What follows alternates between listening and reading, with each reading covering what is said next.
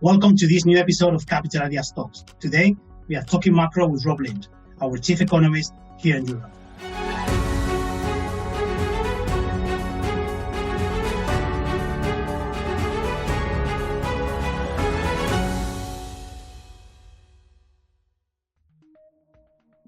Rob, how are you? Thank you for joining. Good morning, and thanks for having me. So, Rob, the first question has to be on the market recovery. So what are your views on the recovery, and most importantly, what we should be expecting in 2021 and beyond? I think obviously the recovery in 2021 is going to be very heavily dependent on the course of the pandemic. Obviously, in a region like Asia, where we've seen a significant reduction in COVID cases, we're already beginning to see a strong recovery, and I'd expect that to continue in 2021. Obviously, in the US and in Europe, where we are seeing much more evidence of a significant wave of additional COVID cases, we are likely to see significant issues around mobility restrictions, particularly here in Europe, where we're starting to see much more widespread lockdowns. And I think that's likely to constrain the economic recovery, at least in the first bit of this year. And then obviously once we see the end of that phase, hopefully through the spring, and we see the more widespread rollout of vaccines, then I think we should expect to see a more significant rebound, particularly here in Europe. Obviously in the US, we haven't seen the same restrictions as far as people's mobility is concerned across the country as a whole, but I do think we are seeing more evidence now that economic activity is recovering in the US, and I expect that to strengthen through the course of this year. So Rob, what are your views on the vaccines, and what kind of things do you look at when analyzing the situation with the vaccines worldwide? We're obviously seeing the rollout of the vaccines now, and that's clearly having a material impact in terms of expectations of a recovery later this year. Obviously, some countries are rolling the vaccine out much more rapidly than others. We've seen very significant progress in small countries like Israel, for instance. The UK is also ramping up its vaccination program quite aggressively, as is the US. I think obviously the main challenge is the logistics of getting the supply of vaccines around countries and into people's arms as quickly as possible.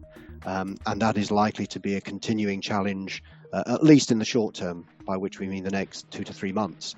I think it's pretty clear that we are likely to see a successful vaccination program, hopefully by the summer and at the latest by the autumn. And I think that should be the time at which we'd expect to see more normal economic behavior taking place across many regions of the world once we have seen this successful vaccination program. So Rob, some people think that China will be one of the winners of this COVID-19 crisis. So the question here is twofold. What do you think about the Chinese economy? And also, what kind of risk do you think we should keep in mind when thinking about China in 2021 and beyond? China, I think, dealt with the first wave of the COVID pandemic very aggressively. Perhaps not surprising given that it had earlier experience of dealing with these kinds of viruses, particularly with SARS a few years ago. So I think China has shown the world how you can suppress the virus completely. And that obviously had a significant impact on the behavior of its economy through 2020. After an initial dip down in the first quarter, we saw a strong rebound from the spring. And that was further helped by very strong stimulus measures that the Chinese government put in place. We saw significant monetary stimulus, very sizable fiscal stimulus. I think obviously the Chinese authorities recognized that we were likely to see significantly weaker activity in the US and in Europe, and so therefore it would have to compensate for that. And we're seeing the benefits of that stimulus come through now. We're still seeing very strong growth in parts of the Chinese economy, particularly those related to infrastructure. And that's obviously feeding through into higher steel prices, higher metals prices more generally, things like iron ore, for instance. Prices have risen very substantially. I think there is a question now about what the Chinese authorities do as this year plays out, because obviously it's been a very substantial stimulus. I'd expect over time for them to think that there is a need now to sort of wind down that stimulus as the year progresses, particularly if we do see a recovery in Europe and the US, because I think by that stage, the Chinese authorities will begin to realize that maybe from a global perspective, China doesn't need to grow quite as rapidly as it has done over the last couple of quarters. So I think we'd expect to see the stimulus wound down through the course of this year, and the Chinese economy should start to slow down. Obviously, the main risk is that perhaps stimulus is withdrawn too quickly and the Chinese economy slows down perhaps more sharply than the authorities would like. I think that remains perhaps the biggest risk from today's perspective. So, Rob, one of the things that were unprecedented in 2020 was the level of stimulus from central banks and governments. So what are your views on central banks globally and in particularly in the US? The central banks, I think, led the first phase of the stimulus in the initial stages of the pandemic last year.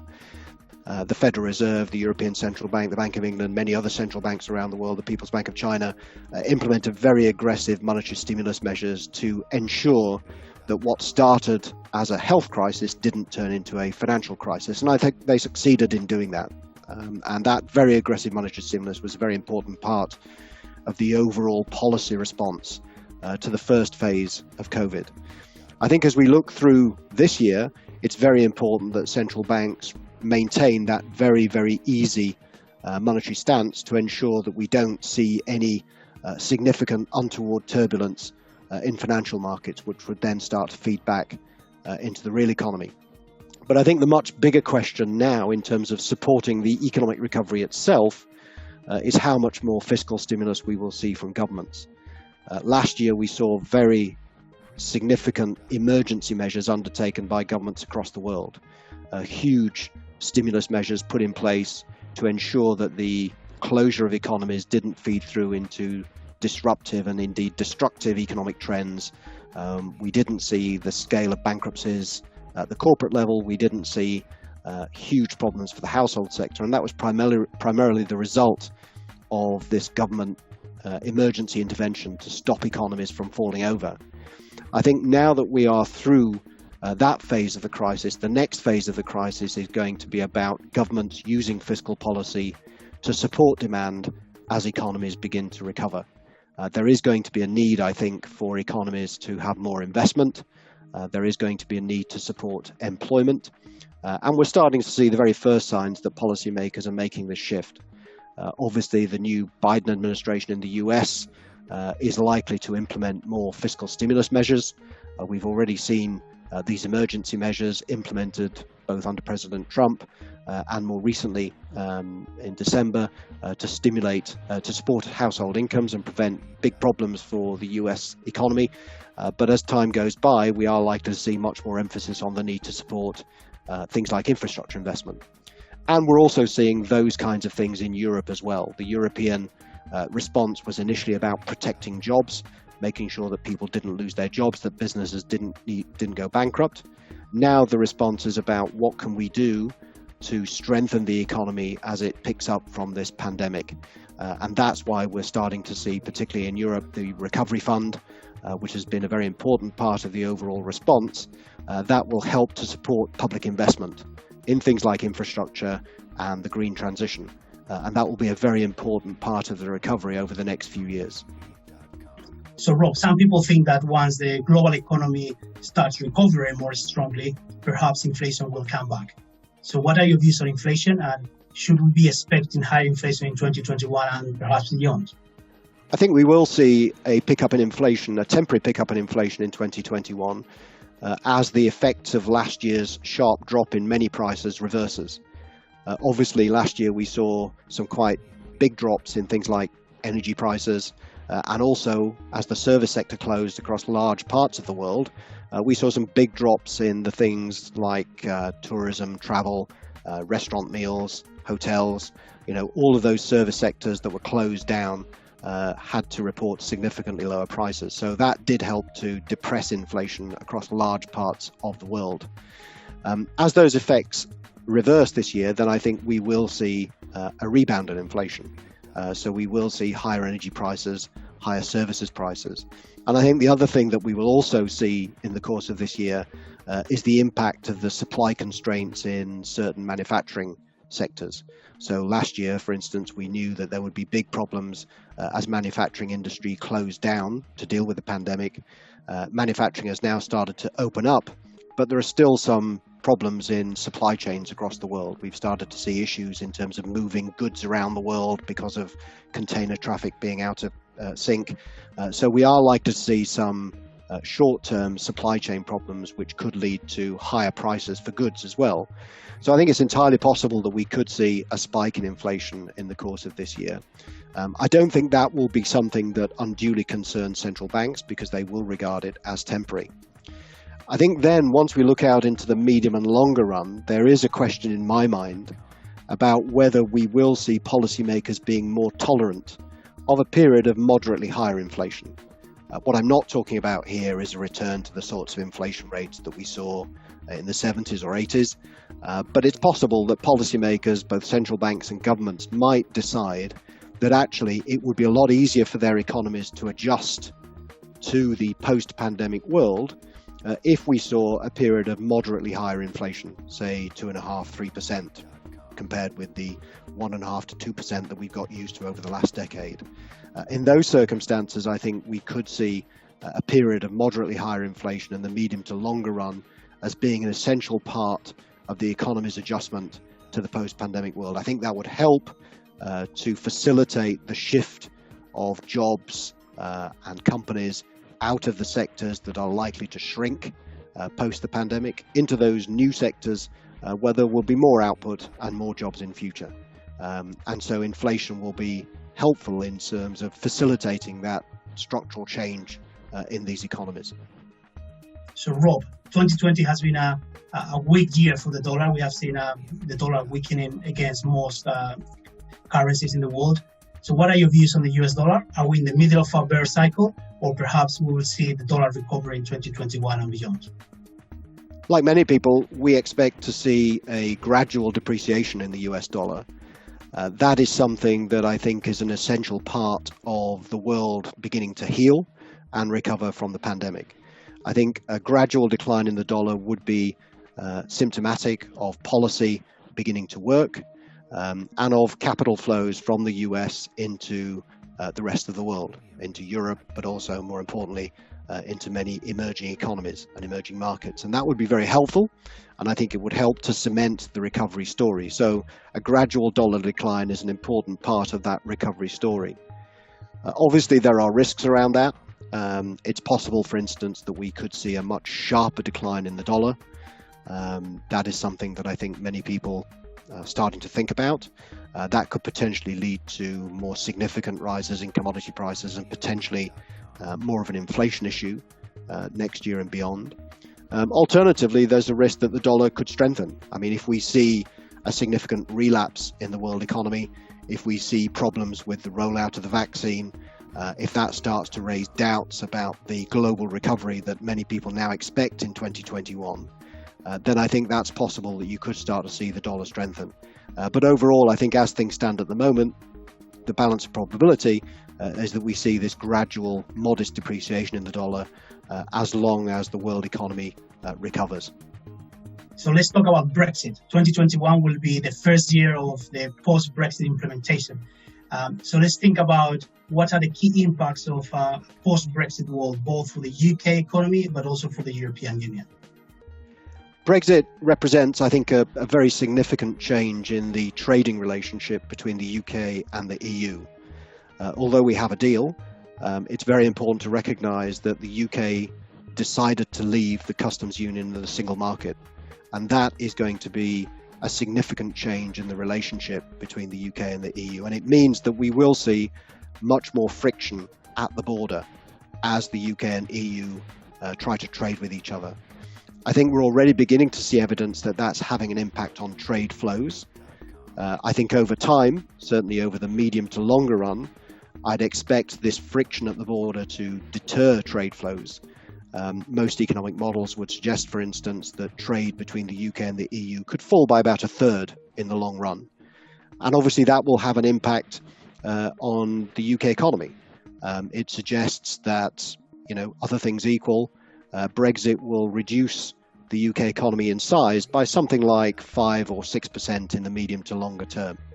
Now, that isn't catastrophically bad, but it is, I think, a significant drag on the UK economy over quite a long period of time. And ultimately, I think that's also likely to have a damaging effect on the EU economy as well. The European economy that exports to the UK will struggle in this environment. Not as much. I mean, I think the scale of the impact on the EU will be much smaller simply because the UK is a relatively small part of its overall export markets. But it is going to be a challenge on both sides of the channel.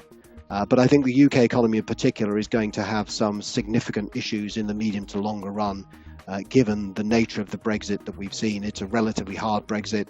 It is likely to have an impact on trade flows. It could well influence investment decisions made by not just UK companies, but also companies from the EU, and also companies, say Japanese companies that have large production facilities in the UK. So I think those effects are likely to accumulate over time. So 2021 will be the first year of the Biden administration. And I guess the question here is more related to the trade relations with other partners, including China. Do you think the Biden administration will change the tone of those conversations, or it will change the direction of those conversations? I think the new administration in the US will stick to the underlying principles of trade that the US administration, not just the Trump administration, but the preceding Obama administration, were already beginning to implement, which is that the US is beginning to be much tougher in terms of its view of its trading relationship, not just with China, but also with the EU.